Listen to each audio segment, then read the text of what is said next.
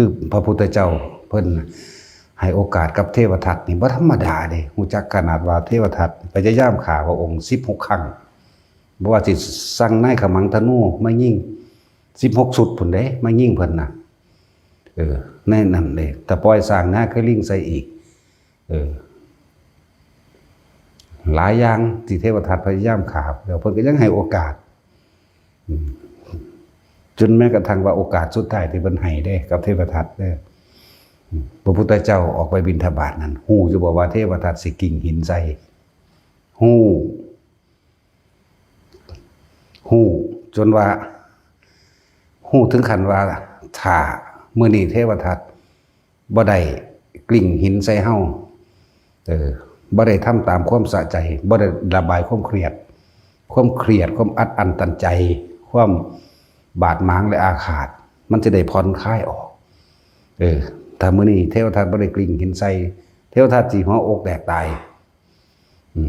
แต่หัวอกแตกตายแล้วโดยอนันตริกรรมอย่างใหญ่เลยเนี่ยคือพยายามฆ่าพระเจ้าก็เฮ็ดมาแล้วตั้งหลายครั้ง เป็นอนันตริกรรมอย่างมหาศาลนั่นแหละขนาดนั้นเด้ถ้ามื้อนี้มันบ่ได้ทุ่มหินใส่เฮาหัวอกแตกตายเทวทัตนั้นบ่อาจสามารถสำนึกได้ถ้านั้นเฮาต้องไปตามนี้เดินไปตามซอกหินมองนี้เข้าที่แคบแบบนี้ที่มันไปว่างก้อนหินไว้แบบนี้เพื่อว่าสิให้เทวทัตนั้นผ่อนคลายความอัดอั้นตันใจความอาฆาตความโกรธเกรี่ยวที่มันมีอยู่ในใจแต่เทวทัตกิ่งหินถือแม้กระทั่งแค่ว่าสะเก็ดหินฟงใส่กระเด็นใส่หลังเท้าพระเจ้าบวมปูดขึ้นมามันก็ทำให้เทวทัตนั้นผ่อนคลายความเครียดความโกรธความอาฆาตความอัดอั้นใดมันก็สิบ่ตายเข้าใจว่าล่ะขนาดนั้นเด้พระพุทธเจ้าเฮาให้โอกาสขนาดนั้นเด้ถ้าบ่ได้กิ่งใส่มันสิหัวอกแตกตายโดยที่ไม่ได้สำนึกนั่นมันไม่ต้องขนาดนั้นเด้โดยที่บ่ได้สำนึกเลยเพราะว่ากรรมอกุศลกรรมที่เทวทัตต้องรับวิบากกรรมนี่ขนาดว่าเมื่อสำนึกแล้วนี่ที่สำนึกแล้วว่าเทวทัตตกนรกมกใหม่อยู่ถึง100,000พระพุทธเจ้าจึงจะพ้นขึ้นมาได้แต่ว่าถ้าไม่ได้สำนึกเด้100,000โกรธพระพุทธเจ้าจึงจะขึ้นมาได้ขนาดนั้นเพิ่นลดจอนขัดคือหยังก็ได้100,000โกรธพระพุทธเจ้าเอาแม่สิจักอสงไขยตั้งแต่100,000พระพุทธเจ้านี่บ่ต้องไปคิดแล้ว ธรรมดาว่ะนี่คือเพิ่นให้โอกาสคนเพิ่นให้โอกาสทุกคนเลยบัดนี้พระพุทธเจ้าไป ก็ไปตามที่เทวทัตวางแผนไว้ทั้งเพิ่นรู้เพิ่นก็จังไปเห็นบ่ไปถึงตามจุดนัดหมายมุ่งหมายที่มันตั้งหวังเอาไว้กิ่งหินใส่พระพุทธเจ้าหินตัวนั้นก็กิ่งคุกลุกลงมาแล้วก็พอดีมันมีหินโงนหินอีกอันนึงมันไปต่ำปุ๊มันก็หยุดลงสะเก็ดหินตัวนั้นก็กระเด็นปึ้งไปถึงหลังตีนพระพุทธเจ้าหลังตีนก็บวมเขียวขึ้นมาทันทีกับหม่องเลยเด้สะเก็ดหินตัวฟงไปใส่นั่นแหละจังหน่อยก็คือเฮ็ดให้ผ่อนคลายความโกรธเกลียวความเครียดความอัดอั้นตันใจมันเลยบ่ได้หัวอกแตกตายเข้าใจบ่นี่ขนาดนั้นเด้นั่นแหละสะใจแล้วกูนี่กลับไปที่สำนักเจ้าของเองที่อาชาติศัตรูเป็นผู้สร้างให้แหละกลับไปก็เหลือโกกาลิกะเป็นครูนำที่ป่วยเขาว่าถือตีนของโกกาลิกะนั่นแหละจักว่าล่ะ โกกาลิกะถือเอาเข้าถุงใส่นั่งโดดถีบมั่งเด้แล้วที่มีพวกบริวารของเพิ่นเองที่ไปนำกันแน่นั่นน่ะโกกาลิกะเป็นที่1แล้วก็หมู่ภิกษุลงผิดอีก4เป็น5เบิ่งแหละเพิ่นไปนอนคิดนอนนึกอยู่โกกาลิกะตีเข้าเพิ่นเอาเข้าน่ะใส่ยอดทุงที่เข้าหน้าอกมั่งเตะตีถีบต้อยมั่งบังพยายามสิฆ่าให้ตายเรียกว่าล่ะแต่ก็บ่ตายดอกนั่นแหละเพิ่นก็ป่วยตรงนั้นแหละบัดนี้เมื่อป่วยแล้วโกกาลิกะนี่เป็นแค่สามัญชนคนธรรมดากูนี่เป็นกษัตริย์ ถึงพยายามฆ่าพระพุทธเจ้ามาแล้วนับครั้งไม่ถ้วนก็ยังบ่มีความคิดว่าจะเอาคืนเลยแม้แต่ครั้งเดียวสำนึกได้บาดนี้เห็นได้บ่นี่พุทธเจ้านี่ยิ่งใหญ่มหาศาลขนาดใดประเสริฐขนาดใดซึ่งเฮาพยายามฆ่าให้ตายมานับครั้งไม่ถ้วนแล้วนี่แต่ก็บ่เคยคิดจะเอาคืนกับเราเลยสำนึกแล้วนั่นนี่ว่าเปลี่ยนใจใหม่ล่ะเปลี่ยนใจใหม่ก็เลยขอร้องให้นั่นแหละบริวารเพิ่นที่เหลืออยู่4นั่นแหละเอาหามใส่ตะเลียงไปเฮาได้สำนึกแล้วสิไปขอขมาลาโทษกับพระศาสดาพาไปแน่เขาก็เห็นใจเขาก็พาไปนอนสำนึกระลึกนึกถึงบุญคุณของพระพุทธเจ้าตั้งแต่เป็นเด็กน้อยใหญ่มานำกันแย่งอิหยังสิของบ่อันนั้นนี่ก็พุทธเจ้าก็สละให้ตลอดเด้บ่เคยเอาเปรียบเด้แม้กระทั่งว่ายกย่องให้เป็นขุนพลยอดธนูมั่งสมัยเป็นเจ้าชายอยู่นำกันอยู่กับสละให้ยกย่องให้เทวทัตเก่งที่สุดเป็นขุนพลเป็นนั่นเป็นนี่ก็ว่าไประลึกมาแม้กระทั่งมาบวชแล้วเฮานี่มาบวชด้วยความอิจฉาริษยาอยู่แล้วนะระลึกมาเรื่อยมาเลยพยายามฆ่า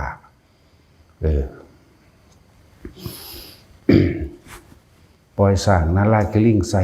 ก็บ่เป็นผลสำเร็จเพิ่นก็ฮู้อยู่แต่ว่าเพิ่นคือบ่เอาผิดเฮาคืนคิดมาเนี่ยให้นายขันมังธนูทั้ง16สุดเป็นดักยิง1 2 3 4 5ตัวว่าฮอดสุดที่16พวกนายขมังธนูทั้งหลายก็บวชเป็นภิกษุบรรลุธรรมไปเบิดนี่ก็คิดไปก็ลึกไปคุณของพระพุทธพระธรรมพระสงฆ์เนาะคิดไปนั่นแหละมาขอแยกปกครองสงฆ์โดยตนเองตั้งกฎกติกามา5 ข้อให้อยู่ป่าเป็นวัดให้นุ่งผ้าพื้นเดียวให้นอนเฉพาะโค่นต้นไม้บ่รับอาหารบิณฑบาตหมดตามทรงมั่งให้ฉันเฉพาะมังสวิรัติอย่างเดียวมั่งเนี่ยเพิ่นก็ฮู้อยู่ว่าเฮานั่นนี่เพิ่นก็ยังบ่ด่าบ่ว่าหยังเฮาก็หนีออกมาเอาเองก็สำนึกมาเลยเด้จนถึงสุดท้ายมากลิ่งหินใส่นี่แหละเฮาสิพยายามเพียงใดก็บ่อาจสามารถทำลายพระองค์ใดน้อเนี่ยคิดมาเกิดความเร่าร้อนในกายนั่นแหละสุดท้ายแล้วก็มาฮอดสระน้ำแห่งหนึ่งที่ฮ้อนเห็นบ่แต่ว่าก็มีคนส่งข่าวพุทธเจ้าเป็นระยะอยู่เด้ตอนนี้เทวทัตได้สำนึกแล้วพระเจ้าข้าตอนนี้เดินทางมาถึงหม่องหันหม่องนี้แล้วตอนนี้มาถึงราชคฤห์แล้วพระเจ้าข้าตอนนี้มาถึงป่าเมื่อป่าไม้ตัวนี้แล้วพระเจ้าข้าบอกพุทธเจ้าก็บอกแม้การอันนั้นก็ไม่เห็นเราตถาคตนั่นตอนนี้อยู่หน้าสระน้ำนาวัดเหลืออีกอยู่ประมาณ1 กิโลได้พระเจ้าข้าแม้กันนั้นก็ไม่เห็นเราตถาคตนั่นบ่ล่ะพระอานนท์ก็เป็นผู้ฟังไว้จำไว้อยู่ตลอดอยู่เกิดความร้อนในบัดนี้คืออยากไปอาบน้ำ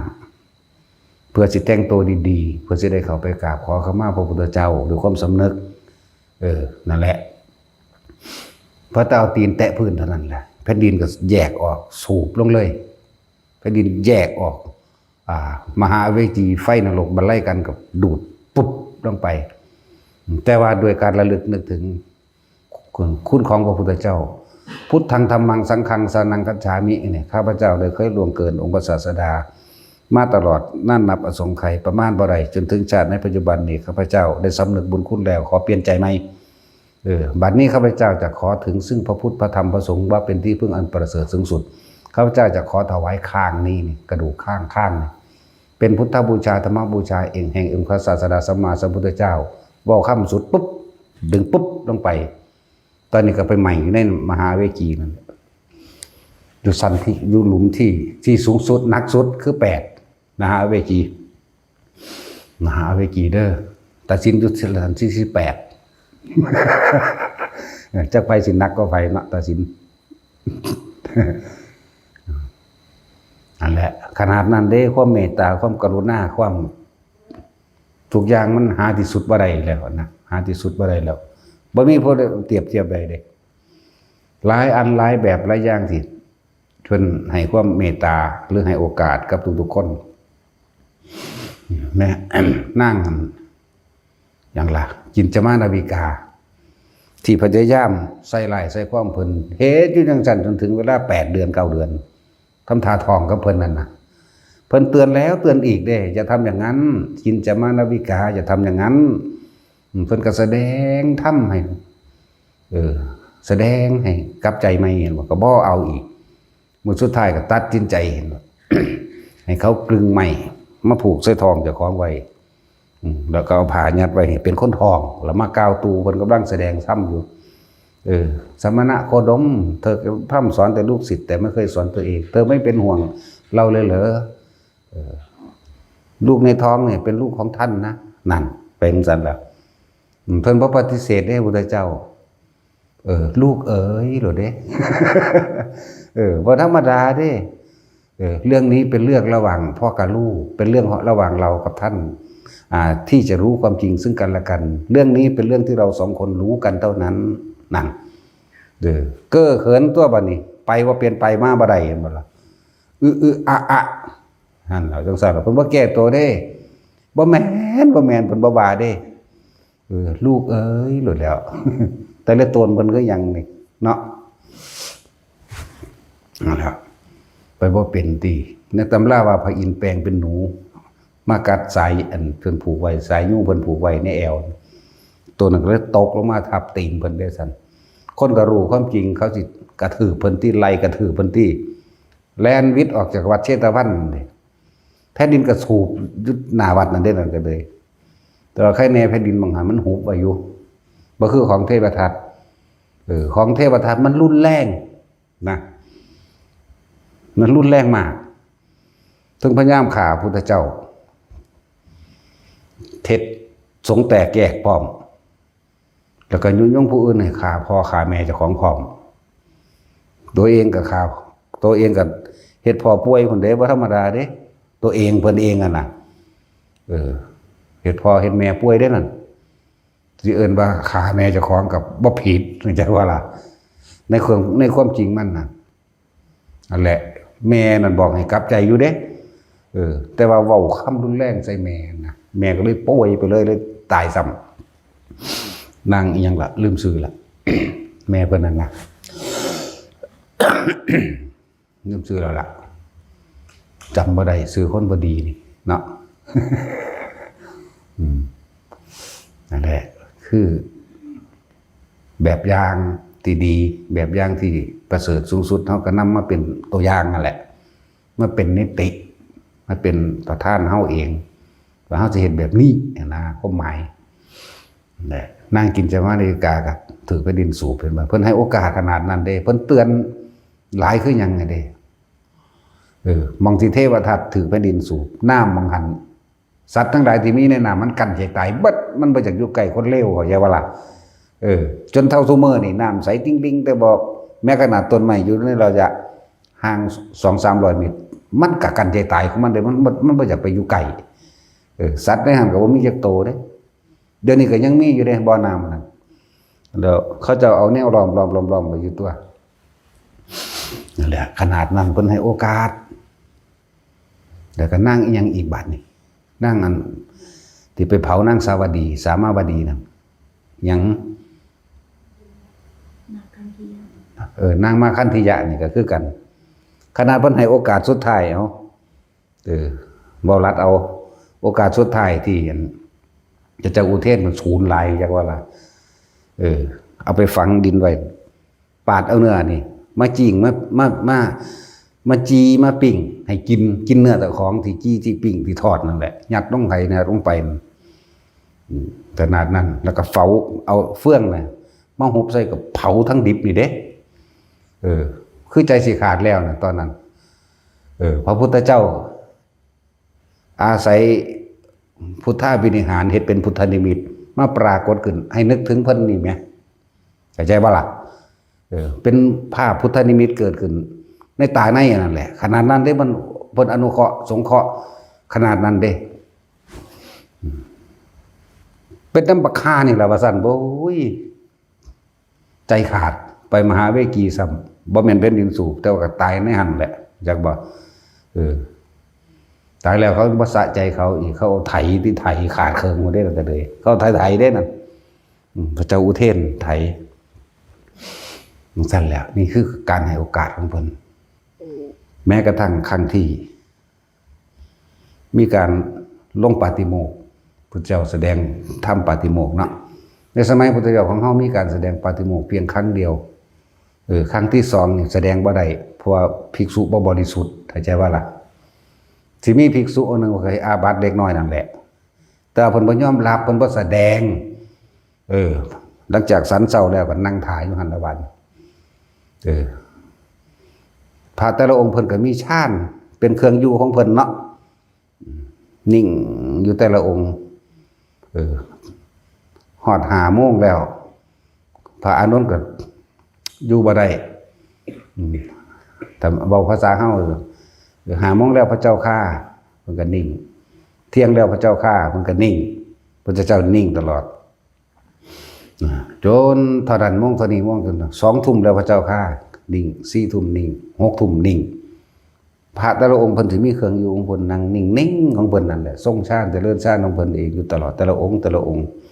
องค์ใดอยู่ในสมาบัติใดก็อยู่ไปองค์ใดอยู่ชั้น1ชั้น2ชั้น3ชั้น4 5 6 7 8ก็แล้วแต่อยู่มีพระอนุนผู้เดียวก็พ้นก็ไหว้อยู่หั่นจนว่าถึงฮอดมัชฌิมยามหมายถึง6 ทุ่มนั่นแหละเครื่องนึงแล้วถึงเที่ยงคืนแล้วพระเจ้าค่ะพระพุทธเจ้าบอกภิกษุไม่บริสุทธิ์นั่น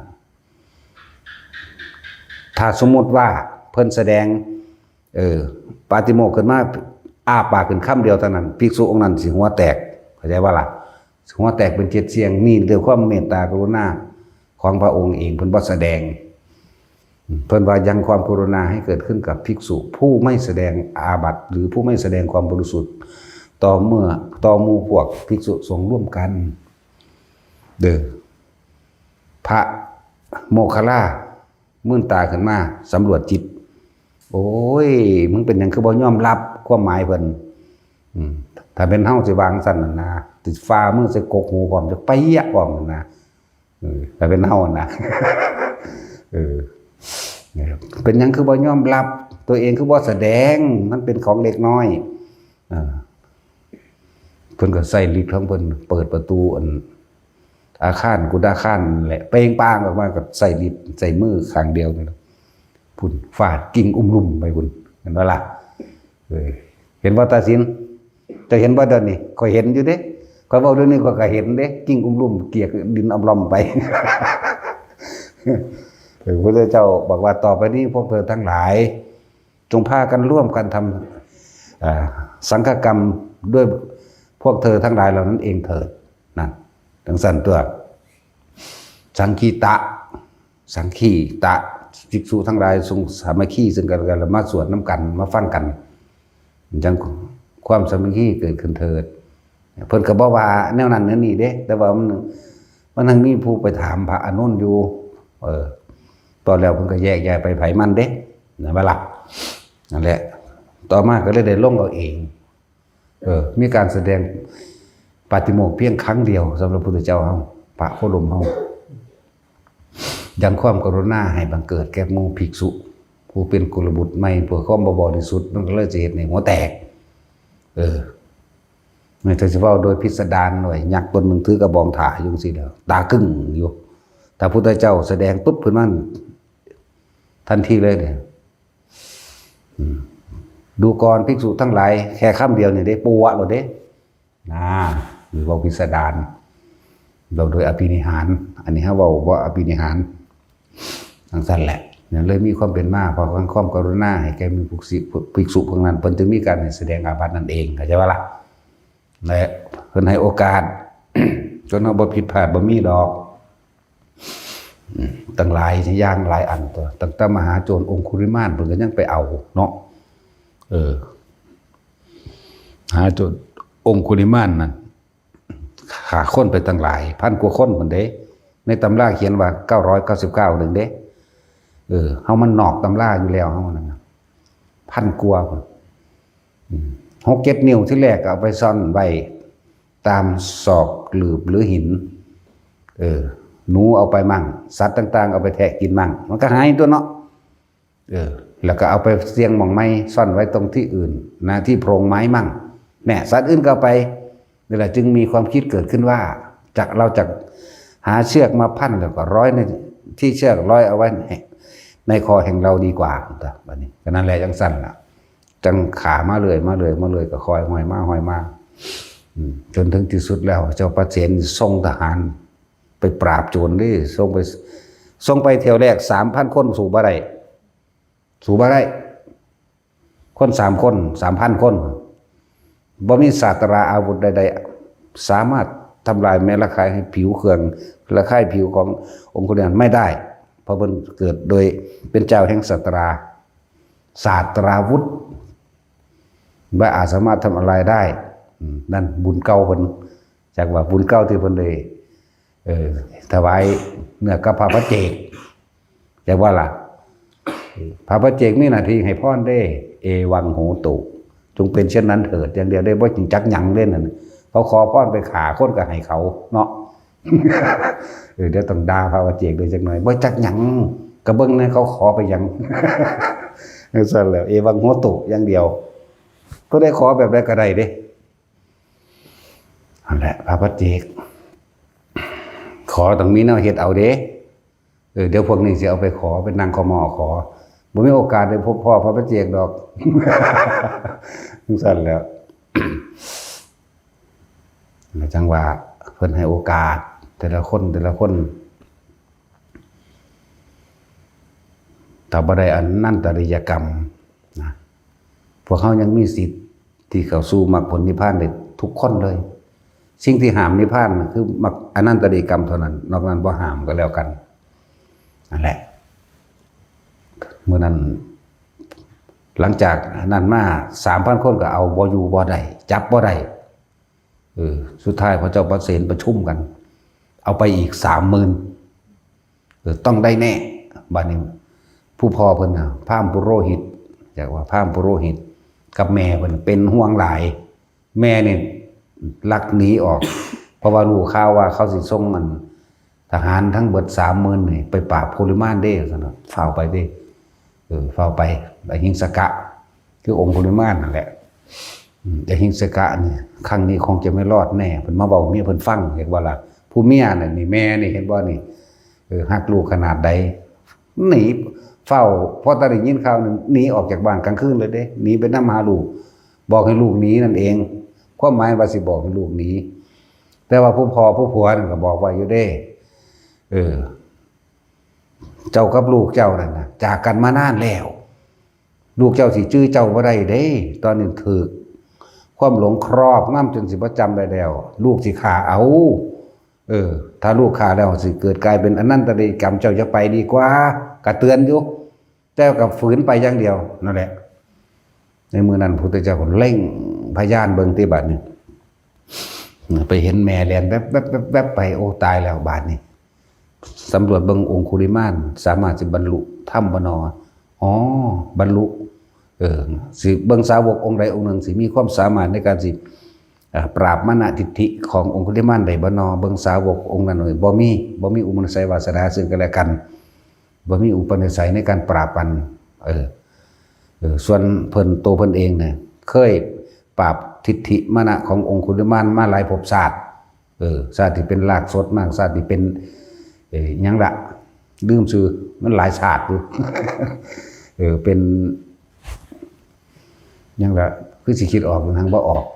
นะรากสดคือมนุษย์กินคนกับแมน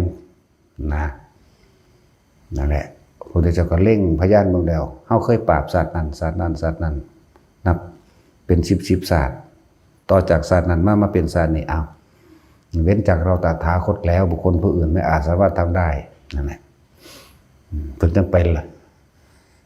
ฮอด 6 โมงเช้าที่บ้านประมาณนั้นทางแม่นี่ก็แล่นแวบทางโจรองค์ฤมานก็เล็งเห็นแม่เด้บ้านนี้เล็งเห็นแม่ได้อีเงาไปที่บ้านนี้ได้ดาบแล่นไล่น้ำก้นแม่เด้แต่พระพุทธเจ้านี่เทศอิทธาภินิหารเป็นลัดไว้จักว่าล่ะเป็นลัดไว้เบนเปลี่ยนทางใหม่ทางนึงก็เปลี่ยนใจออกจากผู้หญิงผู้นั้นบ่ได้ฮู้จักซ้ำเด้ว่าแม่เจ้าของใช่ป่ะ เบนออกมาทางที่ละแล่นน้ำพระพุทธเจ้าตามธรรมดาแล้วองค์คุณนั้นแล่นหันเร็วก็มา10 เท่ามาคือระทั้งหลายนี่มาลบทั้งหลายนี่อันนี้ซ้ำแข่งกับมาเพิ่นสิแล่นเร็วก็มา10 เท่าแล้วมีกำลังเท่ากับช้าง5 เชือกพร้อมมันธรรมดาเด้สามารถกระโดดขึ้นเลยหัวบุรุษได้ทั้ง2 คนนะมันก็เอาคนยืนเหยียบบ้ากันเพิ่นสามารถกระโดดขึ้นสูงกว่านั้นเกินกว่า2 คนนี่คือกำลังของเพิ่นแล้วนำพุทธเจ้าที่พุทธเจ้าก็ยังธรรมดานี่เดินจงกรมเฉยงอกไปเรื่อยๆท่านก็แล่นสุดขีดพุ่งกำลังสุดขีดเหือหลักแหล่แตกเหือเอาวงเอาผากย่อยสดๆเต็มหัวพุ่นล่ะเมื่อไรก็เอาอีเหงาดาบซักดินไว้คมเขาเศร้าหาบอยู่ฮึดอีกรอบ2เดี๋ยวมันก็อยู่ใกล้ๆนี่นะอยู่วัง5 เมตรนี่นะคือสิท่านอยู่นี่นะแล่นนำไปอีกยก2ยก3เขาก็หยุดก่อนต้องหยุดก่อนสมณะพระเจ้าก็เว้ามวนๆดอกเพิ่นเราหยุดแล้วท่านต่างหากที่ยังไม่หยุดนั่นสะดุดใจท่านที่เราหยุดแล้วนี่ทั้งที่ยางอยู่ทั้งเบาแหละตัวท่านเองต่างหากมากตามธรรมดาปัญญาของปุถุชนกูเป็นผู้หยุด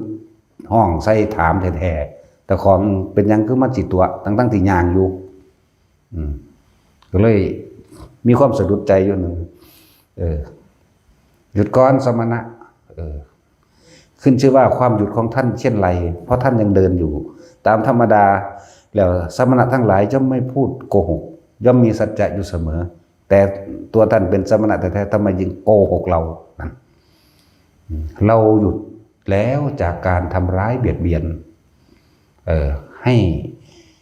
ชีวิตมนุษย์ทั้งหลายนั่นนะบาดเจ็บเสียหายนะเราหยุดแล้วจากการเบียดเบียนชีวิตมนุษย์เห็นมัน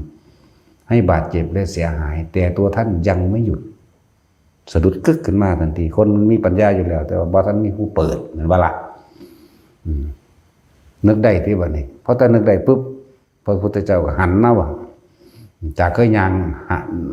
เดินหน้าไปเนี่ยหันขึ้นมาเบิ่งมันสำนึกได้เห็นป่ะคำว่าสำนึกได้นี่เป็นหยุดกึกตั้งแต่เฮาเริ่มขาคนมาเนี่ยขึ้นสว่าความอยู่ความกินก็อดยากลำบากหลายต้องไปขาคนมาหรือได้อาหารมากินก็ต้องแอบลบๆซ่อนๆขนาดว่าซื้อเสียงดังก็ช้อนกล้องไปหลายเมืองถึงสิว่าหาความสุขของเฮาบ่มีเลยเพราะว่าเฮาเบียดนั่นเห็นบ่ล่ะคนคิดก็มาใส่ตัวเองยังมีความหวาดกลัวสยดสยองและคันครามอยู่ น้ำก็บ่ค่อยได้อาบทั้งเน่าทั้งเหม็นอยู่หั่นเนาะกินก็บ่ค่อยได้กินดีบางที่ไปหาเข้าบ้านเข้าเฮือนคนก็บ่มีอาหารกินเพราะเขาหนีเดี๋ยวนี้จากบ้านเขาขนเข้าขนน้ำหนีก็บ่ได้กินบางที่ก็กินผลไม้รากไม้คุดเผือกคุดมันกินไปตามป่าบางที่ก็ล่าสัตว์ใดมั่งนี่นั่นมั่งนั่นแหละเป็นเพราะเราทำร้ายเบียดเบียนให้ผู้ใดผู้หนึ่งให้ผู้อื่นเสียชีวิตและทรัพย์สินนี้เองนั่นคิดใดได้บาดเนี่ยเพื่อก็เลยเห็นตามคำสอนพุทธเจ้านั่นแหละว่าเราหยุดแล้วจากการเบียดเบียนทำร้ายให้ผู้อื่นเสียชีวิตและทรัพย์สินนั่นสำนึกได้ปุ๊บก็ตั้งสัตย์ปฏิญาณตนเองว่าสิบ่ทำลายสิบ่เบียดเบียนอีกแล้วตัวแล้วดาบไปถวายพุทธเจ้าพุทธเจ้าก็แสดงอาการบรรลับแล้วก็ไปฟาดลงเหวกันได้ล่ะเพิ่นบ่จับเอาดอกเข้าใจว่าล่ะพุ่นเพิ่นนิ่งอยู่นั่นคือหลับหลับนี่บ่แม่นเอาไปฆ่าคนเด้ นั่นแหละรับแล้วอะไรคุณจังสอนแสดงทำให้ก็ไปเปลี่ยนใจแบบนั้นแบบนี้ เป็นก็สำนึกได้เลยพระเจ้าแต่เธอมื่อนี้แต่เธอได้พลาดในการฆ่ามารดาของเธอแล้วเธอจะเป็นอนันตริกรรมเธอจะพลาดจากมรรคผลนิพพานในชาติปัจจุบันแล้วอีกนานเท่าไหร่เธอจึงจะรู้นั่นแหละเธอยังมีอาจสามารถ ที่จะเข้าถึงมรรคผลนิพพานนั้นได้ยังได้อยู่เหรอนี่เพิ่นถามได้เราจะเป็นผู้นำให้เธอเองนั่นเป็นผู้นำเด้แต่เธอต้องทำเองนั่นไปหันได้บานจังว่าสุดท้ายแล้วเพิ่นก็บวชให้ก็บ่โดนบ่นานเลยล่ะ14มื้อนึงเด้พระองค์คุลิมานหลังจากบวชแล้วในวันแรกนะสิไปเดินจงกรมที่ไสกสร้างโดยบุพกรรมของเพิ่นเองเนาะเขาฟาดก้อนหินและก้อนดินที่ไหนก็ช่างลอยมาซัดหัวบนหัวล่างกลางแตกเบิดนั่นก็ล่ะในหนังเฮ็ดเขาคนลุมตีแม่นบ่ได้ลุมตีบ่แม่นแบบในหนังบ่แม่นในซีรีส์ที่เขาเฮ็ดมาขึ้นสว่าองค์คงทมานมาแล้วนี่แตกหนีเบิดบ้านเบิดเมืองบ่ได้กินข้าวเรียกว่านี่บิณฑบาตก็บ่ได้จนว่าเบิดเวลาเลยเที่ยงไปก็บ่ได้เข้าใจบ่ล่ะก็ต้องกลับมาทำความเพียรในตนเองนั่นแหละบัดเขาฟาดลูกขว้างตะกี้ใส่ผ้าฟาดใส่งัวใส่ควายทางใดกะสร้างพุ่นลอยมาใส่กับหัวเพิ่นนี่หัวแตกเลือดอาบอยู่นึกคอนฟาดคอนมาทั้งใดกะสร้างมาเป้าหัวซ้ำต้นน้ำตัวน้ำหลังเพิ่นเองหัวล่างข้างแตก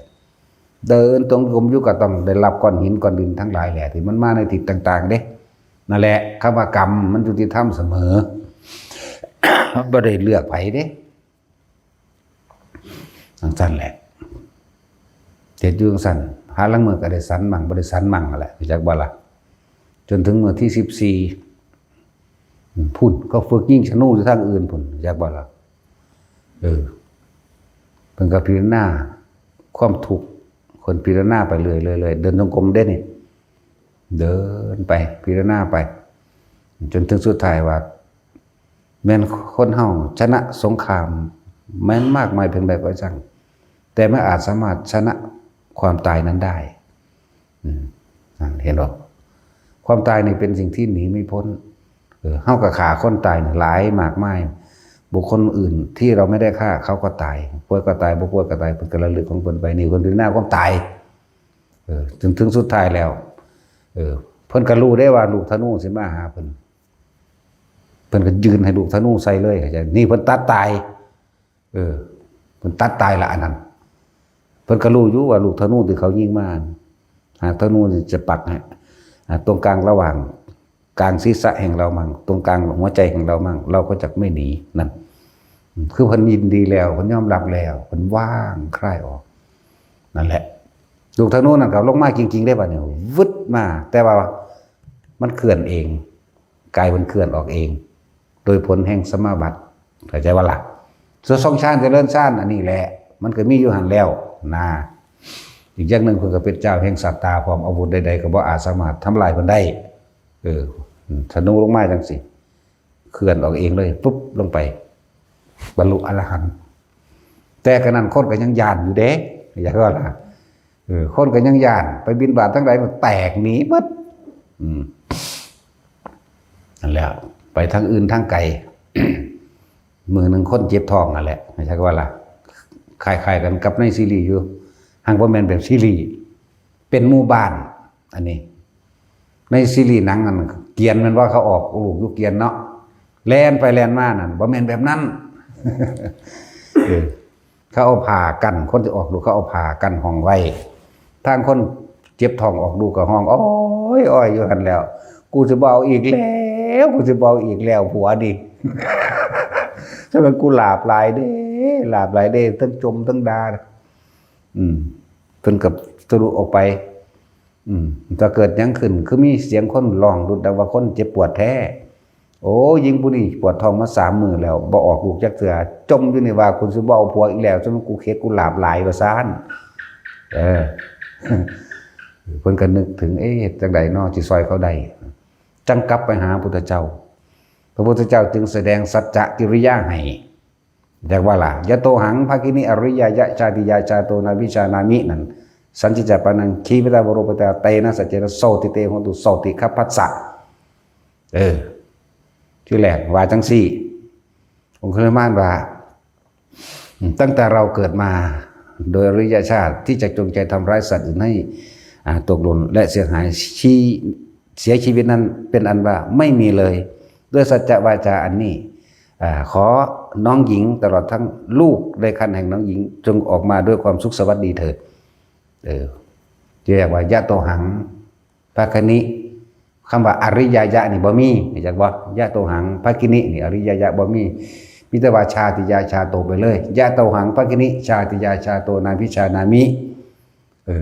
บัดนี้พุทธเจ้าเร่งว่าอ๋อบ่ท่านเข้าใจว่าเกิดมาโดยอริยชาติแต่บอกภาษาบวชมาเจ้านั้นภาษายังบ่ทันตรงเด้พุทธเจ้าจึงใช้คำว่าอริยายะใส่ไม่ไหน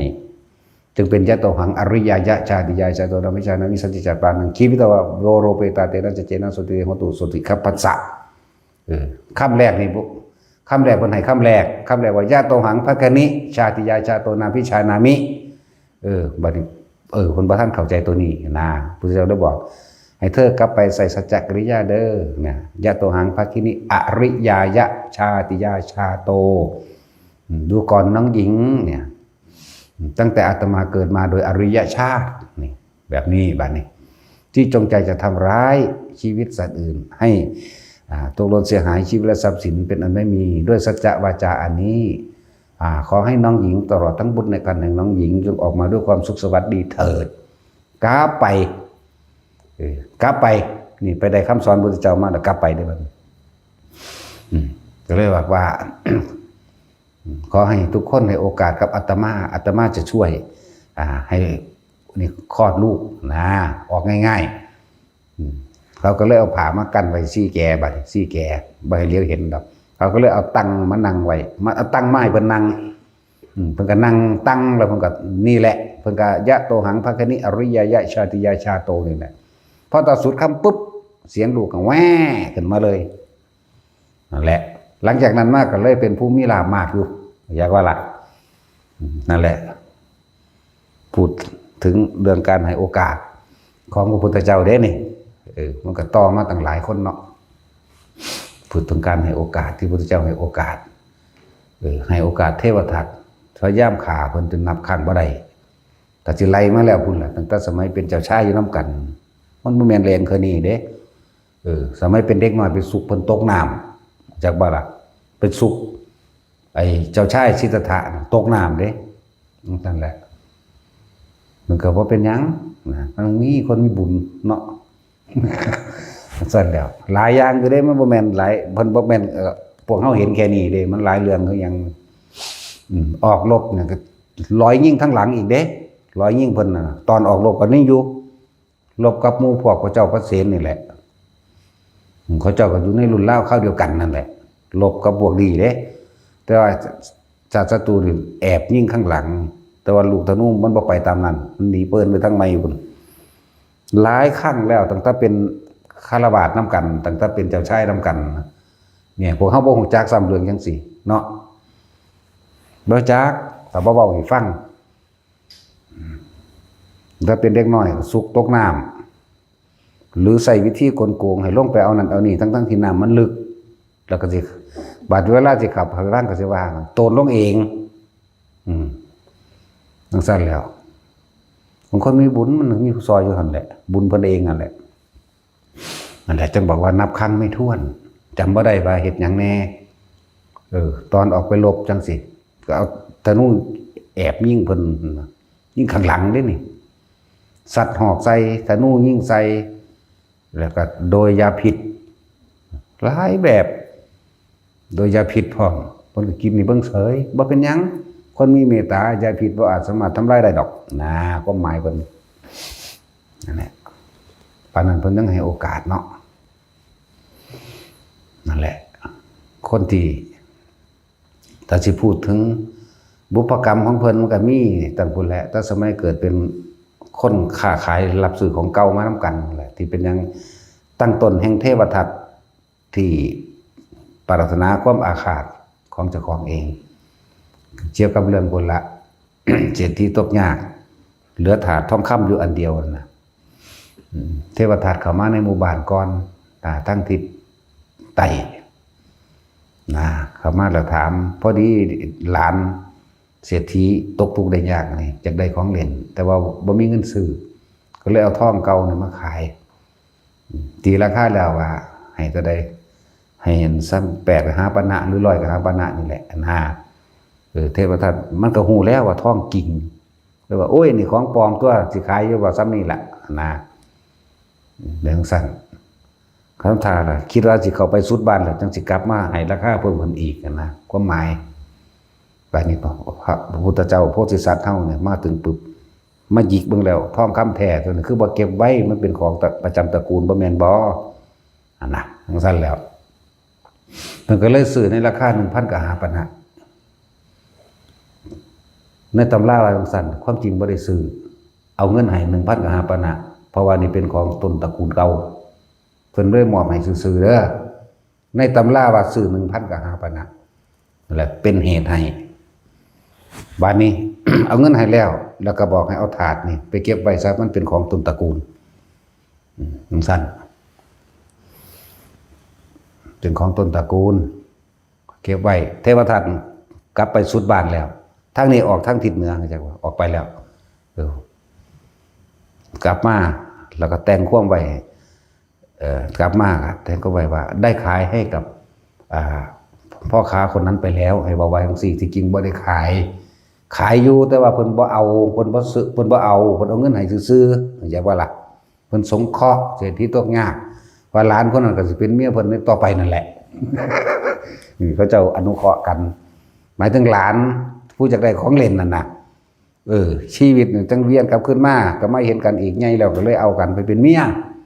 นี่มันมีมาจังซี่แต่ว่านี่บ่มีในตำรามีสั้นๆตำรานั่นบอกเมื่อเทวทัตกลับมาแล้วมาถามสิขายอยู่บ่สิ200กับ5ปณะอ๋อเมื่อกี้นี่มีคนซื้อของเก่าผู้หนึ่งรูปร่างหน้าตาลักษณะแบบนี้เพิ่นซื้อไปแล้วตัวเพิ่นให้1,000โมโหศูนย์ว่าสั่นบาทมันสิไปขายได้เป็นหมื่นอยากบ่ล่ะของเก่าของแท้เพิ่นกลับออกไปในทางทิศตะวันตกพอดีกับมันสิค่ำก็คือดวงอาทิตย์สิตกแล้วเพิ่นกำดินมากำนึงต่อไปนี่กูสิเป็นศัตรูคู่อาฆาตกูสิต้องฆ่ามึงทุกภพทุกชาติก็เลยวานดินออกไปทุกภพทุกชาติตราบเท่าเม็ดดินในกำมือนี้นะนี่แหละเป็นต้นเหตุให้มาเกิดกลายเป็นคู่อาฆาตกัน หลังจากนั้นกลายเวียนว่ายตายเกิดเป็นอ้ายเป็นน้องเป็นพ่อเป็นแม่เป็นพี่เป็นลุงป้าอาเอาเป็นญาติสายดันนี่กันมาก็แย่งชิงกันมาจังซั่นแหละเบื่อหน่ายบ่เดี๋ยวนี้แย่งชิงกันมาจังซั่นแหละเอามึงนี้เอามึงแย่งชิงนี่จักบ่ดางซาดก็มาเกิดเป็นอ้ายกับน้องกันก็แย่งเมียกันบ่เห็นก็นั่งพิมพ์ผ้าเอาหินทุ่มเพิ่นพระโพธิสัตว์เฮาได้เอาหินทุ่มน้องชายตายแล้วก็เอาเมียอ้ายโดยบ่แม่นเอาเมียน้องแล้วก็เข้าคู่กันเนาะแนวใดก็เอาแมงโลด จังซั่นตัวแต่ว่ามันมีลึกล้ำกว่านั้นเด้มันบ่แม่นมาเอาเมียนั่นมานั่นเอาน้องไผมาเป็นเมียนั่นก็บ่ได้แปลว่าหลงไหลในกามมาล้มหยังเด้เพราะว่าเขาพากันเฮ็ดผิดจักบ่ล่ะบอกจังได๋ก็บ่ฟังก็เลยหุบเอาทั้งให้ทั้งหน้าทั้งเมียทั้งหยังมาล่ะจะนำมาเป็นได้ไปทางถูกตัวจังซั่นแหละมันมีหลายคือหยังนี่อันนั้นก็เป็นกรรมบ่สมควรอันนึงก็เลยเป็นบาปเพิ่นก็มารับศาสตร์สุดท้ายได้ล่ะที่ว่าเอาหินทุ่มเทวทัตตายในศาสตร์ที่น้องชายนั่นเอาแล้วก็เอานางพิมพามาเป็นเมียใช่ป่ะมันเป็นกรรมซ้อนกันกับอันนั้นกับสมัยเพิ่นเกิดเป็นกุมารจันทกุมารในสมัยหนึ่งที่เคยเอาลูกหินขว้างโดนหลังตีนพระปัจเจกเข้าใจบ่นี่นั่นแหละมันก็เลยมาซ้ำกันตัวนี้ที่เป็นหยังเทวทัตจึงกลิ้งหินลงไปแล้วมันมีหินอันตุปูดอันนึงมันไปกระทบกันปุ๊บมันเลยอยู่หันเลยตัวนี้มันสะเก็ดมันแตกไปถึงหลังตีนไปถึงหลังตีนพระพุทธเจ้าห่อพระโลหิตห่อห่วยแต่คำว่าห่อของเฮาเนี่ยมันห่าวเด้เนาะตาสินห่าวดงโอ้ห่อขนาดงัวเรื่องสั้นแหละคือซิ่งวิ่งแล้วมันห่าวมันห่อแง่มานั่นแหละครับ เป็นเหตุให้โดนผ่าหลังเท้าโดยไม่ต้องใช้ยาชานี่กรรม2 อันมาบวกกันนั่นบ่นี่ กรรมที่สะเก็ดหินไปฟงใส่ได้เพราะว่าเป็นกรรมที่อันเกิดจากฝ่าก้อนหินใส่หลังตีนพระปัจเจกโดยใช้ลูกขว้างผ่าใส่หินเห็นว่าต่างประเทศเขาเฮ็ดใส่พวกกันทหารตำรวจที่มาป้องกันเขานั่นแหละแบบนั้นแหละกรรมที่โดนผ่าโดยต้องได้รับความเจ็บปวดเพราะเป็นกรรมที่ไม่สมควรที่คือเอาหินตุ่มเทวทัตในศาสตร์นั้นเข้าใจบ่นี่ได้ตึกพานั่นแหละมันมาบวกกัน กรรมสองอย่างนี่แหละเป็นกรรมบ่สมควรอันหนึ่งที่เพิ่นเว้าให้ฟังจากบลาแล้วก็ยังบอกว่าพวกเขาเนี่ยถ้าสิไปล่อสดใส่กรรมมันเบิดมันบ่เบิดเด้แหกไปเลยจักว่าพวกเจ้าอยากตัดกันกรรมเก่าได้บ่พวกเจ้าอยากหนีออกจากกรรมเก่าได้บ่หนึ่งพวกเจ้าจะคิดถึงเรื่องเก่าๆถ้าบ่คิดถึงเรื่องเก่าๆมันก็บ่ปรุงแต่งเรื่องใหม่ดอก มันก็บ่ปรุงแต่งอนาคตเป็นแบบนั้นแบบนี้ดอกเพราะว่าเขาคิดถึงเรื่องเก่าๆอดีตเก่าๆแต่ว่าคิดถึงอดีตอนาคตเกิดบ่ได้คนเฮามันเอาอดีตไปเป็นอนาคตมันว่าได้ถึงมันปรุงไปบ่ได้ดอกมันว่าได้เห็นเข้าใจว่าล่ะเจ้าฮู้จักอยู่ว่ามื้ออื่นเกิดหยังขึ้นตะจุ้ยนั่นแหละก็มีแต่คิดถึงเรื่องเก่าๆเรื่องเมื่อวานนี่โอ้มื้ออื่นกูสิไปพุ่นกันหน้านั่นก็คิดถึงเรื่องเมื่อวานนี้นั่นแหละ จะไปคิดถึงเรื่องเก่าๆยึดติดเรื่องอดีตให้รู้อยู่ในปัจจุบันลมหายใจนั่นแหละวงจรปฏิจจสมุปบาทเพราะสิ่งนี้มีสิ่งนี้จึงมีเพราะมีการคิดถึงเรื่องเก่าๆในอดีตเนี่ยบ่แม่นศาสตร์ก่อนได้เอาอดีตศาสตร์นี่แหละอดีตมาว่านเห็นไหมหรืออดีตเมื่อคืนเห็นไหมหรือเก็บความฝันมานึกมาปรุงมาแต่งมากังวลมาหลอนบางคนฝันว่าแขวร้อนโอ้โหว่าได้ล่ะกูเสียเคราะห์นั่นว่าซั่นเพิ่นเชื่อฮอดความฝันนะกระวนกระวายมันโอ้บ่ได้ยังได้สิแจ้งยังได้สิอันนั้นได้ไปหาหมอสะเดาะเคราะห์นั่นคั่นแหละพี่ตัวอารมณ์บ่พอใจอยากเห็นบ่ถ้ามันตายตอนนั้นก็ไปนรกพุ่นตัวนั้นนะสั่นตัว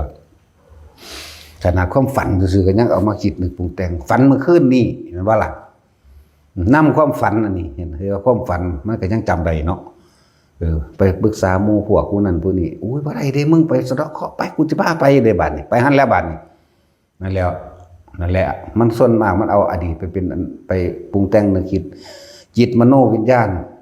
จิตนี่มันก็จำได้ทุกอย่างนั่นแหละมันก็อยู่ในหันแหละมันจำได้ในหันเป็นสัญญาอยู่แล้วจิต จำได้ย่านก็เลยไปปรึกษาหมู่นั่นไปเราเห็นบ่คิดแล้วนี่อาการจิตคิดแล้วนี่มโนนึกภาพไปแล้วเด้นั่นหรือปรุงแต่งนั่นแหละจิตคิดปรุงแต่งได้บัดนี้วิญญาณรับรู้ความรู้สึกในความพอใจกับบ่พอใจแม่นบ่พอใจย่านหวาดกลัวสยองคั่นครามไปเฮ็ดนั่นแหละจิตมโนวิญญาณถ้าเฮาอยากตัดกรรมเก่าจิตกับผู้รู้กับจิตคือเดียวกันขอให้ทุกคนตั้งจิตตั้งผู้รู้หรือตั้งตัวรองรับความรู้สึกโตเอาไว้ตรงกลางหน้าผากเฮาเองหรือลมหายใจกับหน้าผากเฮานั่นแหละคำว่าจิตร่วมก็คือบ่คิดเข้าใจบ่นี่มันมารู้สึกตัวอยู่นี่จักบ่มันรู้สึกตัวอยู่ลมหายใจกับอุณาโลมนี่หรือเฉพาะอุณาโลมก็ได้จักว่านี่มันบ่คิดเด่นนั่นเห็นบ่ล่ะมันบ่มีการนึกภาพจินตนาการไปความรู้สึกอันเป็นความพอใจบ่พอใจมันเกิดบ่ได้พบมันก็ดับมันตัวเท่านี้นึงเด้อล่ะนั่นแหละผู้ใดอยากพ้นจากกรรมเก่าพวกจะก็คิดถึงเรื่องเก่าๆว่าหันแต่เก่าคักๆก็ได้ดอกเอาเก่าแค่เมื่อคืนฝันวางกันซี่นี่ก็ได้เห็นบ่ล่ะนั่นแหละถ้าจากนี้ถ้าไม่มีการคิดแม่นบ่มีการคิดนึกปรุงแต่งหรือมโนภาพภัยต่างๆนานาสารพัดอารมณ์แห่งความรู้สึกเกิดไม่ได้วิญญาณดับบ่มีแนวรองรับความรู้สึกไหมพบก็ดับถึงตัวจังว่าฝึกแต่ละคนฝึกลมหายใจแน่อุณาโลมแน่กลางหัวแน่นั่นแหละสำหรับผู้เป็นแล้วก็สิพอเข้าใจอยู่ดอกคำว่าบางทีก็นิ่มๆนุ่มๆกลางหัวแต่ว่าอันนี้เฮาสิเว้าเบื้องต้นเอาไว้ว่ากลางหน้าผากหรือกลางคิ้วกลางหน้าผากแค่นี้นอกนั้นสิพัฒนาไปเอาเองดอกความรู้สึกตัวมันจะเป็นไปของมันเองดอกนะ หลังจากพ้นจากกรรมเก่าก็จะคิดถึงเรื่องเก่าๆแต่เฮาสิรอสดใสกรรมเก่าให้มันเบิดก่อนกูจังสิไปนิพพานติบ่มีทางหนทางสิ่งที่ยาวไกลที่สุดนั่นก็คืออดีตที่ผ่านมาเด้จักบ่ล่ะหาต้นบ่ได้เลยเนี่ยจักกูเกิดตอนยามใดมันหาบ่ได้นาถพระพุทธเจ้าเฮามาสัพพัญญุตญาณสิ่งที่ไม่รู้ไม่มีอนาวารณญาณสิ่งที่จะมาขัดขวางความรู้ไม่มี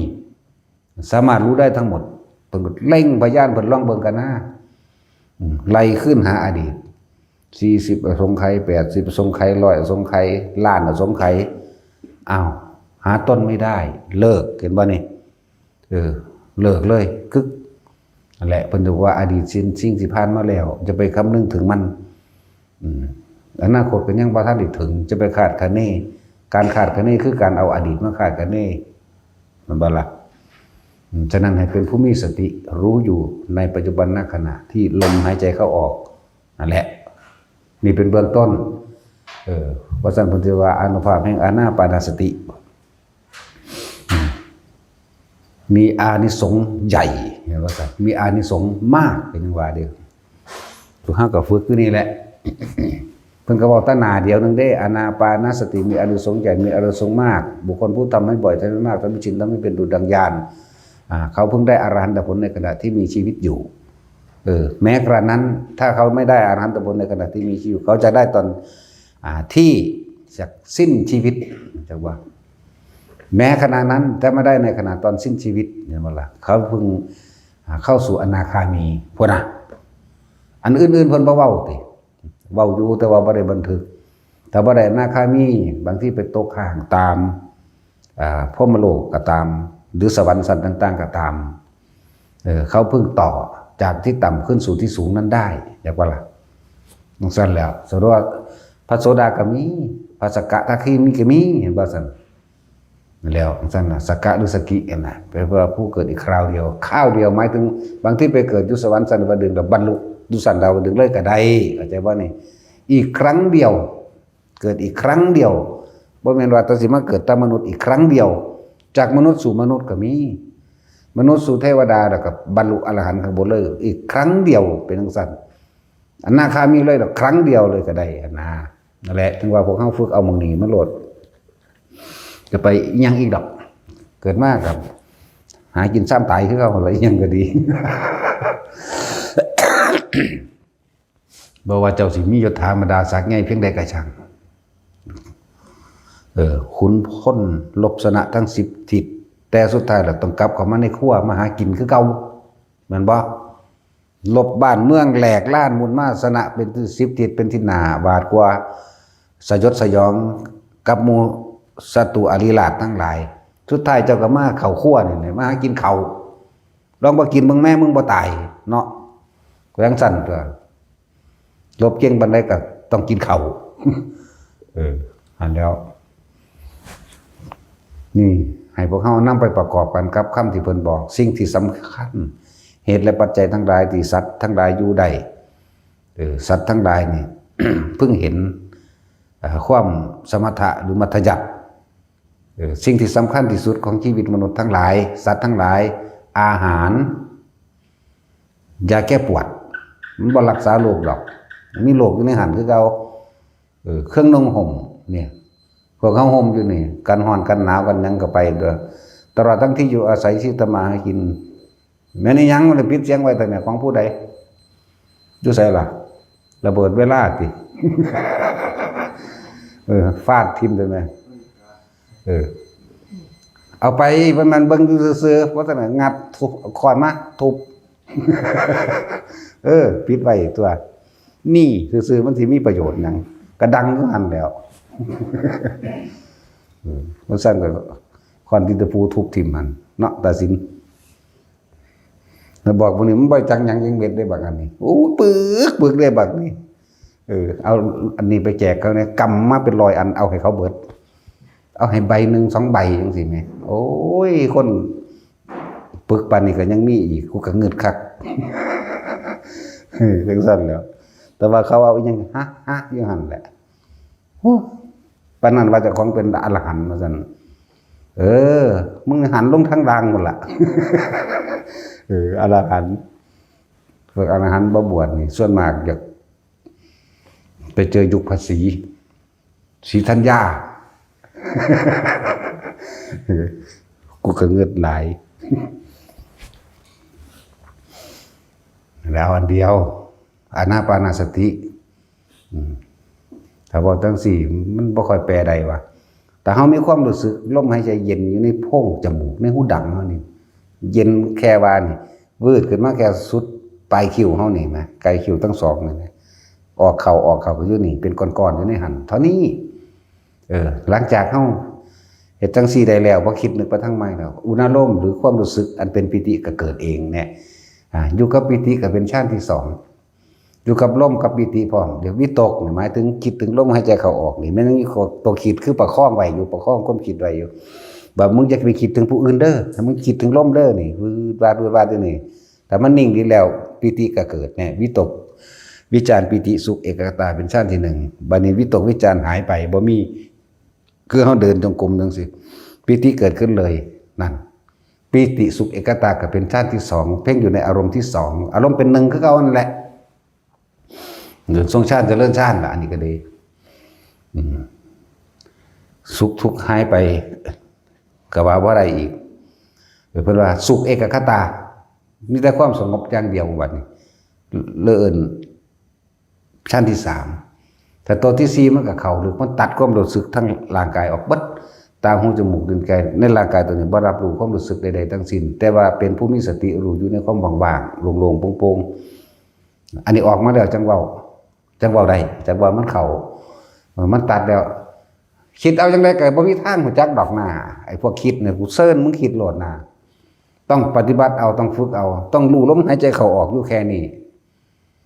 แล้วนอกนั้นมันสิเป็นไปเอาเองบ่แม่นเฮาขาดคะเนเอาอยู่สั่นจังซี่นะพวกอรหันต์คิดนะพวกโลกจิตประสาทจักว่าเนาะนี่สัมพอมันอยู่ซ้ำนั้นแล้วพอมันอรหันต์ถึงสั่นตัวมันต้องเป็นดอกยากปานกูเป็นแมงได้กูซึ่งสิแล้วจังสบายอยากด่าไปกูก็ด่าไปเพราะซ้ำนั้นแหละพระอรหันต์ต้องนิ่งต้องบ่กินข้าวจักบ่ต้องติงบ่ได้ขยับบ่ได้ต้องบ่เว้าต้องบ่ยิ้มต้องบ่หัวความหมายเขานั่นต้องเป็นคือพระพุทธรูปนี่เว้ยกูกินแมงสิ้นหมากูก็กินได้ว่าเตามาเนาะตาสินก้อยงัวหังมักแหละตาสร้างแล้วก็กินให้เบิดโตเห็นบ่อีพ่อใหญ่บัวแล้วว่าเอาช้างมาสิกินบดตัวขึ้นว่าจังซั่นเด้อฝึกเอาคิดหาเห็ดจังใดก็บ่เห็นคิดเท่าไหร่ก็ไม่รู้ต่อให้ดูลมหายใจนั่นแหละจึงจะรู้นั่นแหละให้เบิ่งลมหายใจแต่ของเองไปเรื่อยจึงจะเกิดความรู้สึกอาการปิติเกิดปิติมันมีหาแต่ว่ามันเฟื่อเกินไปเขาก็เลยว่าจับเอาจุดเดียวซะก่อนให้มันเป็นซะก่อนจึงเอามาถามบ่แม่นว่ามาถามเอาในสิ่งที่เจ้าของบ่ทันได้เป็นเฮ็ดจังไดมันก็บ่รู้เด้จักบ่ความรู้จำกับความรู้จริงมันคนละโลกมันหันหลังให้กันจังซี่มันเป็นซะก่อนถ้ามันเป็นแล้วปึ๊บความจริงกับความจำสิเป็นอันเดียวกันอาการนี้เป็นอันนี้ชื่อว่าจังซี่น้อจักว่าล่ะนั่นแหละบอกให้ทุกคนฝึกคือพวกที่มาบวชนั่นแหละใครสิมาบวชก็มาว่าแต่บ่มีคดีติดโตเพราะว่ากฎหมายก็มาแบบนั้นถ้าเป็นสมัยโบราณบ่ได้มีกฎหมายบังคับว่าบ่ให้บวชดอกเข้าใจบ่ล่ะมหาโจรบวชก็บ่อึดลูกศิษย์สังกิจจะสามเณรบวชทีละ500ลูกศิษย์พระสามเณรสุมาณะก็บวชตั้ง500ลูกศิษย์ของพระโสนะที่เป็นโจรไปปล้นเขาอยู่พุ่นอยู่เมืองอย่างลืมสุอีกแล้วล่ะก็บวชตั้ง500ทั้งสั้นแล้วองคุลิมานก็เป็นคนในปกครองของพระเจ้าปเสนนี่ล่ะอันแล้วเพิ่นก็ยังบ่เอาผิดเพราะว่าบวชแล้วแน่หลายอยู่เด้ซุมื้อนี้คนเอากฎหมายมาควบคุมพระธรรมพระวินัยเบิดที่จริง เฉพาะพุทธศาสนาเขาอยู่ได้โดยลำพังเขาเองหรอกบ่จำเป็นต้องมาปกป้องคุ้มครองอีหยังไอ้ปกป้องคุ้มครองอะไรที่มันนั่นเฮ็ดให้เสื่อมให้เสียอยู่เดี๋ยวนี้มากฎระเบียบนั่นเดี๋ยวนี้นี่เห็นบ่สำนักพุทธสำนักพิษมันสิเฮ็ดแม่มึงหยังเนาะตั้งเอาเงินเดือนหากินน้ำพระตั้งขึ้นมาแล้วมาคุ้มเท่านั้นนี่มันสิเฮ็ดแม่มึงหยังวัดนี่เขาสร้างมาโดยความศรัทธาของทุกคนอยู่ในนี่แหละเขาบ่ได้แล่นไปหาเงินจากกระทรวงนั้นทบวงนี่เด้แม่นบ่เฮาเฮ็ดมานี่เฮาบ่ได้ไปขอเงินไผเด้มีแต่มันมาโดยศรัทธาของแต่ละคนเองเด้ตั้งขึ้นมานี่เพราะว่าเกิดจากศรัทธากฎหมายก็บ่ต้องมาคุ้มครองดอกเพราะกฎแห่งกรรมตลอดทั้งคุณธรรมหรือศีลที่พระพุทธเจ้าบัญญัติไว้แน่นหนายิ่งกว่ากฎหมายอีกถ้ามันนอกกฎหมายไปแล้วถ้ามันนอกกฎพระวินัยระเบียบพระวินัยไปแล้วจังเอาไปเข้าใจว่าล่ะอันนี้หาตั้งแต่แนวมาควบคุมกันหมาสีแม่มึงนี่เนาะลูกเขาอีหาลูกเขาอีสันดานปึก เนาะตัดสินตั้งหาโคตรพ่อคนแม่งบอกตอนสร้างวัดนี่คือบ่แลนเอาเงินไม่เพิ่นสร้างแม่นบ่คือบ่มาจ้างคนถางหญ้าถางปลาจ้างคนเฮ็ดกุฏิวิหารจ้างคนขุดส้วมจ้างคนเฮ็ดถนนคือบ่เอามาให้เฮาเนาะแหมเขาก็สร้างมาโดยเขาใหญ่ขึ้นมานี่บ่มีกระทรวงนั่นกระทรวงนี้สนับสนุนตามกฎหมาย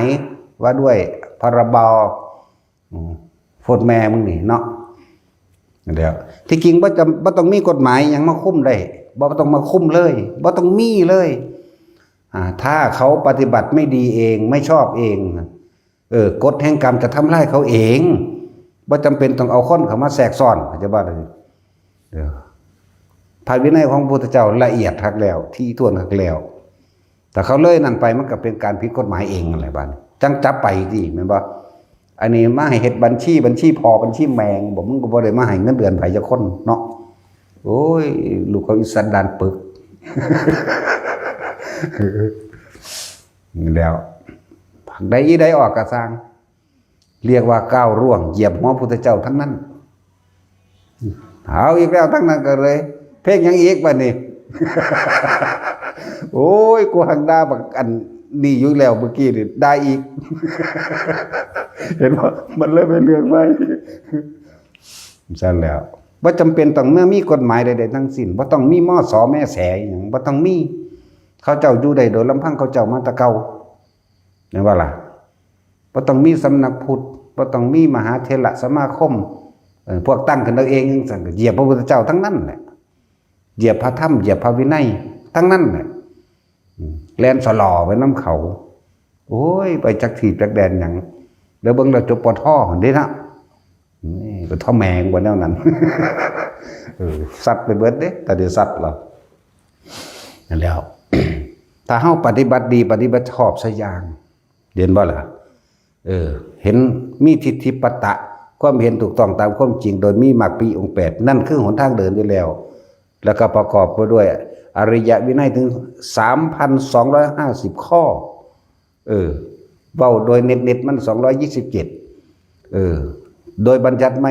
150อนุบัญญัติเป็น227เข้าใจบ่ล่ะแล้วมาแยกย่อยในการควบคุมอย่างนั้นอย่างนี้เข้าไปอีกโดยปริยายโดยอเนกอนันต์และพิสดาร 3,000 กว่าคิดเบิ่งเอาบ่จำเป็นต้องให้ไผมาคุมดอกสิสร้างวัดแต่ละอันต้องทำประชาพิจารณ์พวกเขามาสร้างน้ำมันก็ต้านไว้ตัว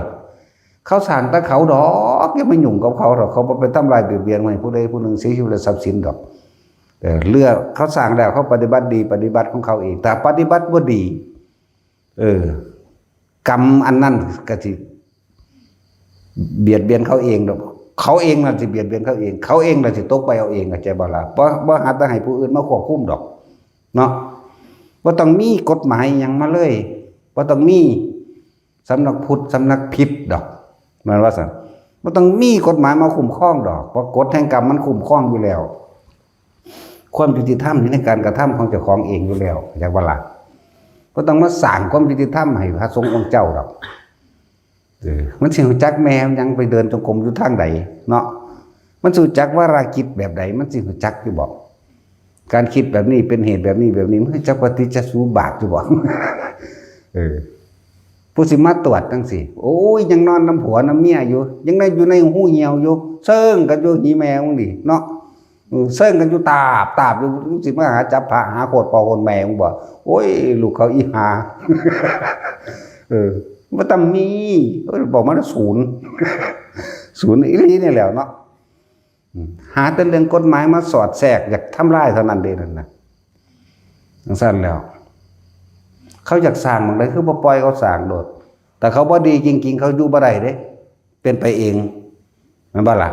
คือบ่ให้การกระทำของเขาไปตัดสินใจก่อนถ้าเขาไปทำร้ายให้ผู้ใดผู้หนึ่งเสียชีวิตและทรัพย์สินนั่นผิดกฎหมายแล้วบ่ต้องกล่าวถึงคุณธรรมหมดคุณธรรมแล้วหมดในพระวินัยแล้วแม่นบ่ซั่นเสียชีวิตนี่ก็เป็น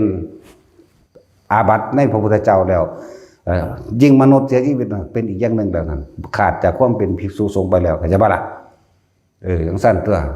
เสียชีวิตและทรัพย์สินไปโกหกไปหลอกลวงเขาต้มตุนเขาเสียเงินมันกับปาราชิกตัวนั้นแน่เขาจะเป็นเอาเองไม่จำเป็นนะเดี๋ยวมันสิอ่านมาแมงอย่างไม่จำเป็นยกเลิกให้เบิดเลยเสียกับกฎหมายสงฆ์กฎหมายว่าสงฆ์นี่เห็นบ่ล่ะยกเลิกให้เบิดเลยว่าต้องมีสำนักพุทธวันสำนักผิดคักๆเล่นนั่นนะมันว่าว่าถ้าผู้ใดไปฟ้อง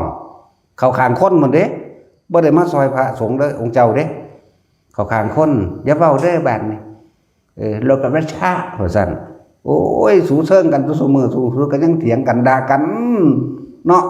วัชชะหาพ่อหาแม่มึงบอกบางพวกกินเหล้าโว้ยว่าตีกันอยู่หั่นเนาะคือบ่ว่าแต่ของบุญเนาะโอ้ยมาสีแมวนึงไหวแต่กูได้เก็บแสบเพื่อนเรื่อยเนาะศูนย์มันจักบ่สั้นแล้วยกเลิกให้เบิดเลยศาสนาอยู่เฉพาะศาสนาโลนาศาสนาได้กระสร้างอยู่ไผอยู่มั่นเนาะเขาเจ้าปฏิบัติดีปฏิบัติชอบเป็นอยู่โดยธรรมอาศัยมรรคมีองค์8ตลอดทั้งอริยวินัยทั้งหลายเป็นเครื่องอยู่ของเขาเจ้าก็จะเลื่อนเองถ้าบ่เป็นอยู่โดยชอบมรรคมีองค์8บ่มีพระวินัยเป็นเครื่องปกป้องเข้าตัวเองบ่รักษาพระวินัยเขาเจ้าก็อยู่บ่ได้เองมันก็ไปของมันเองดอกหน้าถ้ามันเฮ็ดผิดจังเอามาจับตัวเหมือนว่าซั่น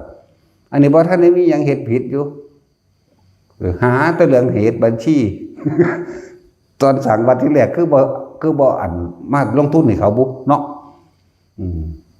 อันนี้ต้องทำประทาพิจารณ์ซั่นเฮ้ยพิจารณ์หาพ่อหาแม่ว่าพระพุทธเจ้าบ่ได้บัญญัติอย่างสั่นผู้ใดเป็นอยู่โดยชอบมักมีองค์8มันก็เขาเจ้าก็เป็นของเขาเจ้าเองดอกเว้ยนั่นแหละ ทิฏฐิปตะอยู่โดยความเป็นจริงอยู่ความเห็นตรงถูกต้องตามความจริงโดยคำสอนพระพุทธเจ้าเป็นที่ตั้งเอาทำเป็นใหญ่เรียกว่าเป็นธรรมานุสารีนั่นเมื่อธรรมานุสารีเกิดความลึกซึ้งกับศรัทธานุสารีฟังเข้าไปในจิตใจมีความเชื่อมั่นในความจริงแห่งธรรมที่พระศาสดาสอนจากบ่นี้ก็เพียงสั้นตัวบัดนี้ แล้วกายสักขีก็เอาตนเองเป็นปัจจักพยานคือการบวชเข้ามานี่เองจักบ่นี้นี่แหละพุทธวจนะก็เลยจักว่าเฮาหังบ่เว้าไว้จังสั้นคือคำสอนพุทธเจ้านะแล้วคำว่าพุทธวจนะอันนี้แหละทิฏฐิปตะกายสักขีนี่สัทธานุสารีและธรรมานุสารีนี่ร่วมกันเป็นหนึ่งในคนผู้เดียวนี่จักว่าล่ะถ้าเขาเจ้าปฏิบัติดีแล้วบ่ได้ไปเอิ้นผู้ใดมาเด้เขาหังมาเอาเองเนาะบาดนี้ถ้าปฏิบัติบ่ดีบ่ต้องไปเอิ้นคนมาไล่ดอกมันต้องถูกไล่เอาเองดอกมันบ่ซั่นสั้นตัวคือกันล่ะก็บอกพวกกันพวกไปทุดงเด้อถ้าพวกเจ้าบ่แน่ศีลพวกเจ้าบ่ดีผีก็ขาดตายได้เด้มันยังมีเหมือนเดิมเด้ทุกสิ่งทุกอย่างที่ว่ามานั่นผีก็ได้สัตว์ต่างๆก็ได้แต่เฮาดีแล้วสัตว์ก็บ่ขาดได้เด้จักว่าล่ะนั่นแหละจังว่าเขาเจ้าจังยังคือมีการแสดงความบริสุทธิ์แสดงอาบัติทุกวันศีลนั้น15ค่ำมันน่ะเพิ่นก็ลงปาฏิโมกข์เพิ่นบ่ล่ะทุกวันพระเพิ่นก็แสดงความบริสุทธิ์ซึ่งกันและกันแสดงแล้วมีการสวดมนต์ภาวนามีการแผ่เมตตาไปในทิศต่างๆมาล่ะ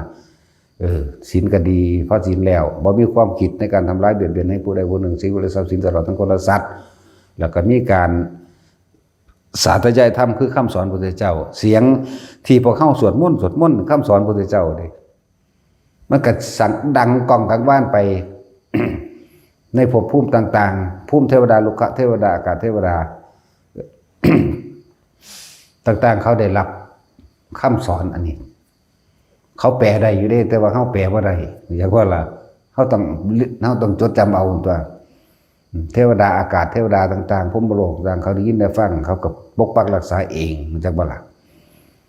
แต่ก็มีการแผ่เมตตาทำความผูกมิตรไปในทิศต่างๆในทิศทั้ง4ในทิศทั้ง10ก็ว่าไปคือบทกรณีอย่างสิ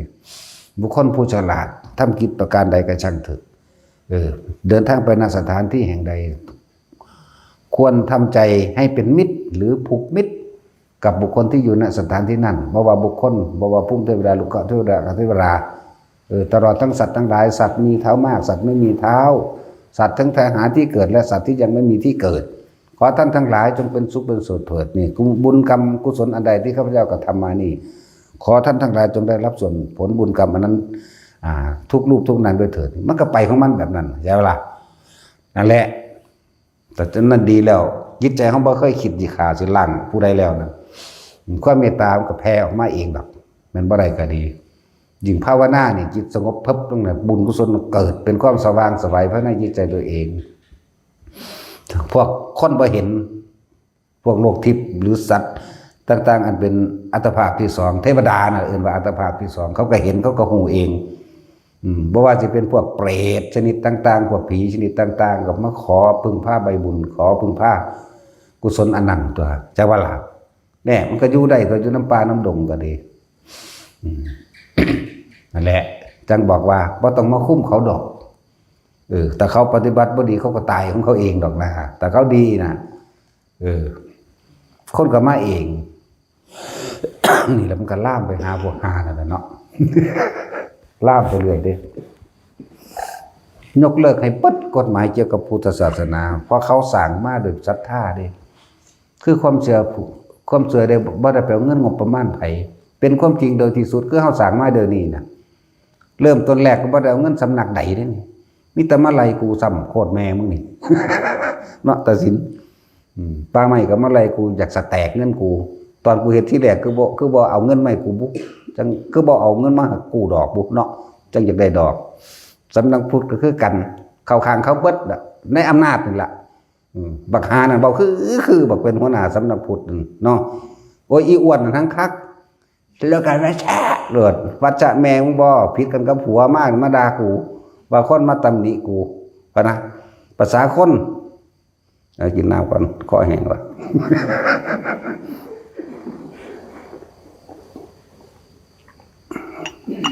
ได้แล้วมันมั่นจักละ ทำทาคือเลยรวมกันกับพวกป่าไม้กับกรมที่ดินหาเรื่องหาเรื่องได้เรื่องแล้วบาดนี่เนาะสูยังมีลูกมีเมียได้เลี้ยงได้สูบยานบ่เนาะกูบ่มีเด้ ตอนนี้ให้หาไม่อันไม่เท่าไว้เด้อพวกเฮาไม่ไผ่ต่ำๆหนักๆจัก1.50ถ้ามันเข้ามาบ่นี่ตีเลย เอาไม่ทำร้ายเบียดเบียนผู้ใดดอกแต่จะมาทำร้ายเบียดเบียนเราก็แล้วกัน คนปฏิบัติธรรม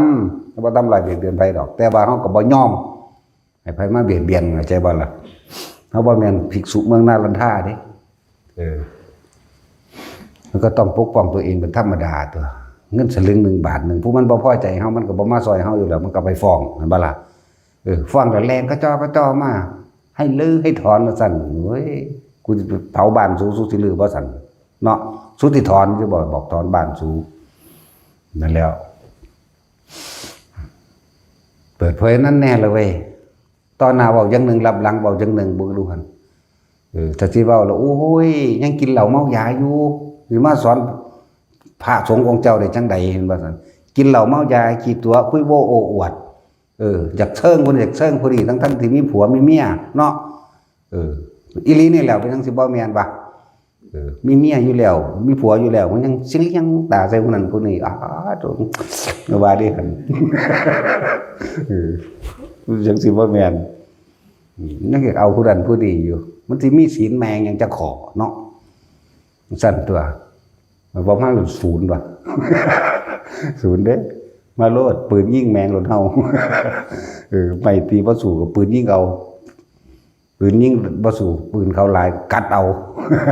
เห็นบ่ไม้ไทสันยังกัดหูอยู่เนาะแหละของมาโลดว่าดินำแมงเบิดแล้วผู้ใดมาบ่ทำประโยชน์สาธารณะบ่สนกับกฎหมายอีกกฎแห่งกรรมยุติธรรมอยู่แล้ว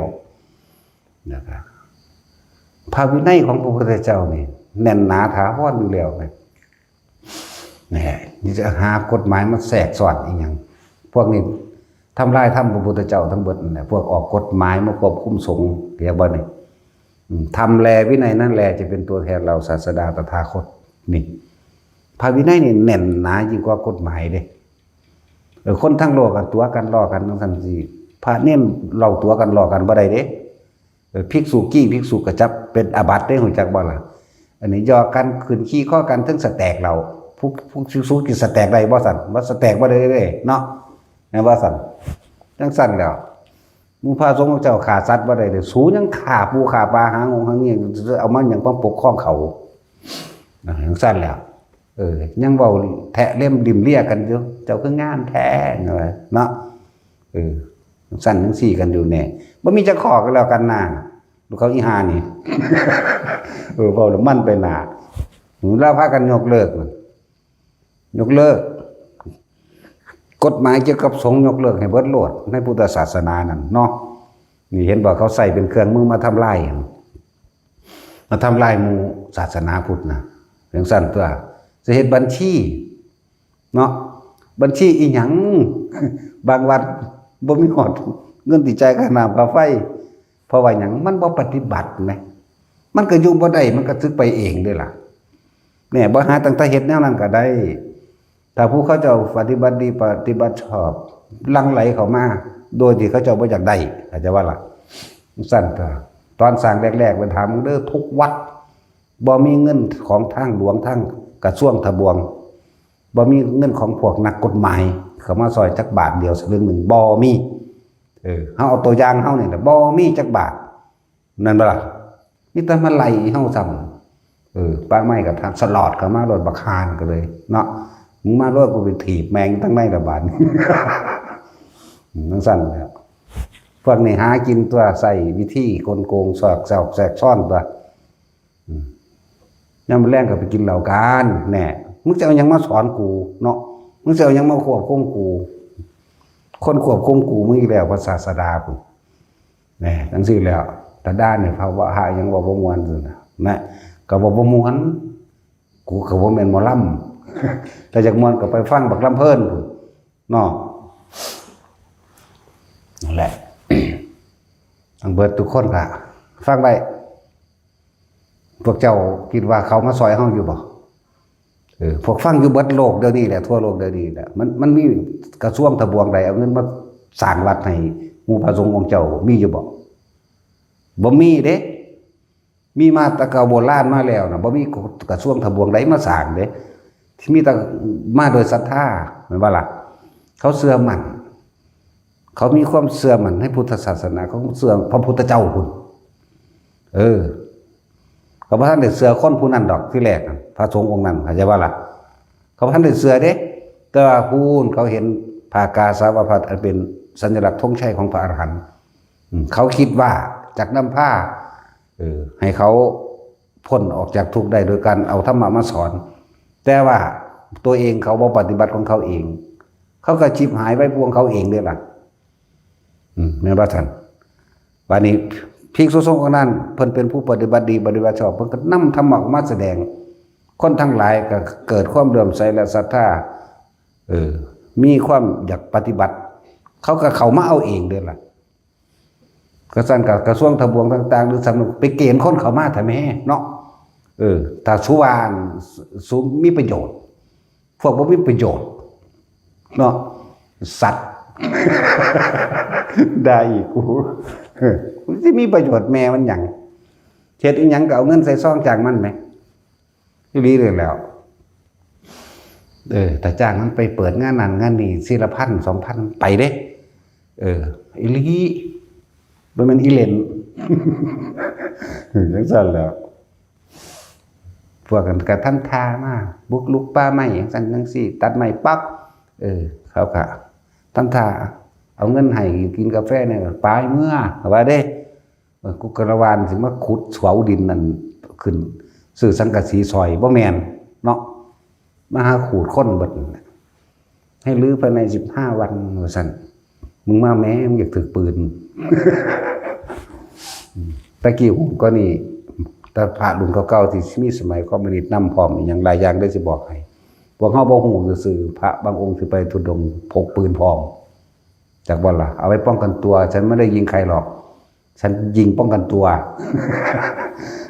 จังซั่นตัวเฮาบ่ฮู้จักซื้ออันนี้ไปมาหลายที่หลายทางแล้วนะบ่ยิงไผดอกแต่พ่อกำปั้นใส่ก็ใส่โลด ซั่นแล้วพวกเฮาบ่ทันฮู้คนมันบ่ย่านตายแล้วมันบ่ได้ย่านหยังเด้เนาะแต่ว่าล่ะเอาสมทานมันสิศูนย์บ่